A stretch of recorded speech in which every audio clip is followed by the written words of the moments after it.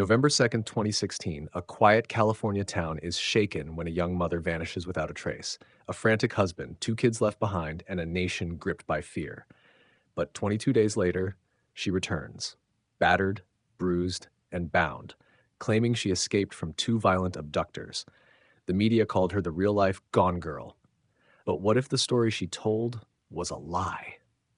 Sherri Papini seemed like your typical suburban mom, a stay-at-home mother living with her husband Keith and their two kids in Redding, California. On November 2nd, 2016, Sherri went out for a jog near her home and never came back. Hours passed. Her phone and headphones were found on a rural road tangled with strands of her blonde hair. Panic set in fast. The town mobilized police, dogs, drones. Everyone searched for the 34-year-old woman. Keith Papini, her husband, was emotional during interviews, insisting he believed his wife was taken. Then, 22 days later, on Thanksgiving morning, a driver spots a woman running on a highway in Yolo County over 150 miles from where she vanished. It's Sherri. She's emaciated, bruised, branded, and still wearing a restraint chain. She tells police she was abducted by two Hispanic women who kept her in a dark room, beat her, and even branded her shoulder with a heated tool. The world was stunned, but grateful. The missing mother had survived a nightmare, or so it seemed. At first, law enforcement took her story seriously. The FBI released sketches of the alleged kidnappers, but something wasn't right. The brand on her shoulder, strangely precise. Her hair, cut, not torn. Her story, full of gaps. As investigators dug deeper, they ran her clothing and items for DNA. And then, a match. But not to her alleged kidnappers. It matched her ex-boyfriend. Investigators confronted the ex-boyfriend. He confessed. Sherri had stayed with him voluntarily.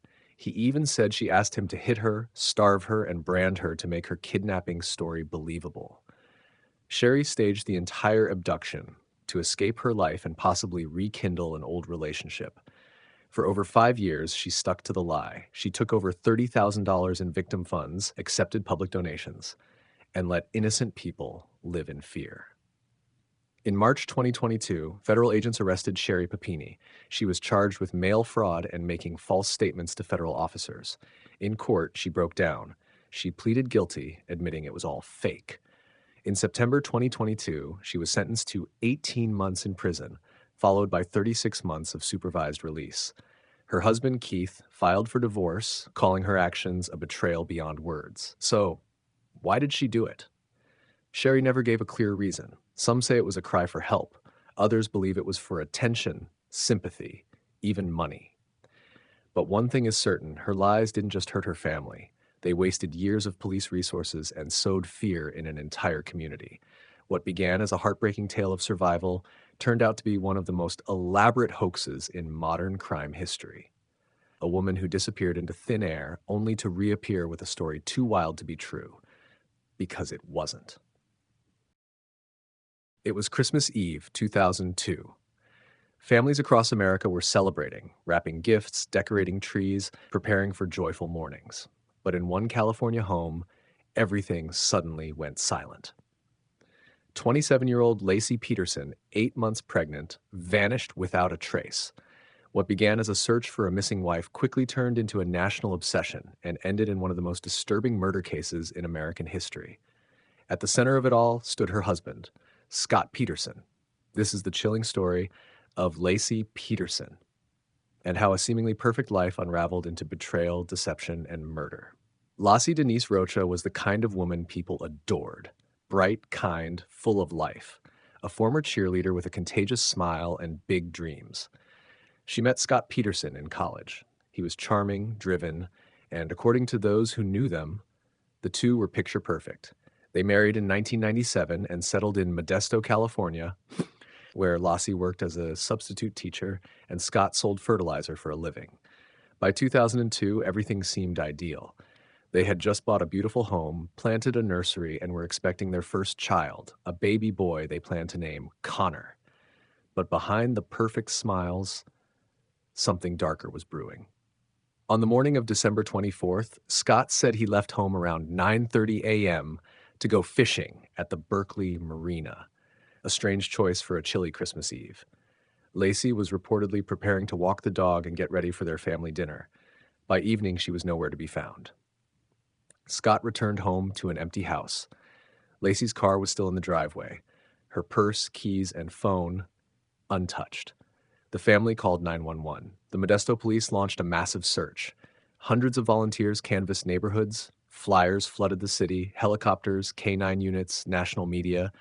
Everyone was looking for Laci. And for weeks, Scott appeared on television looking like the devastated husband. But something about him felt off.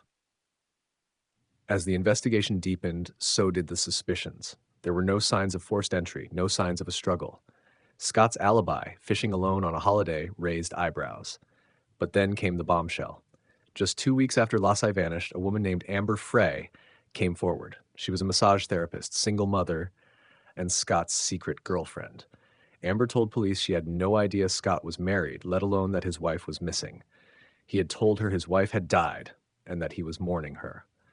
This lie was told before Laci ever went missing. Scott was living a double life, and now the entire country was watching.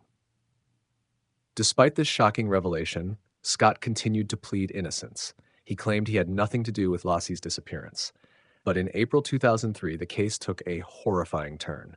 2 bodies were discovered washed ashore near the San Francisco Bay, just a mile from where Scott claimed to be fishing. One was the partial remains of a woman, badly decomposed. The other was the tiny body of a newborn baby boy, umbilical cord still attached. DNA confirmed the unthinkable. It was Laci and her unborn son, Connor. The nation mourned, but grief quickly turned to outrage. Scott Peterson was arrested shortly after the remains were identified.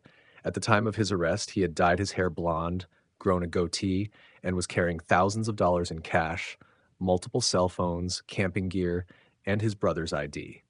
Some believed he was preparing to flee the country.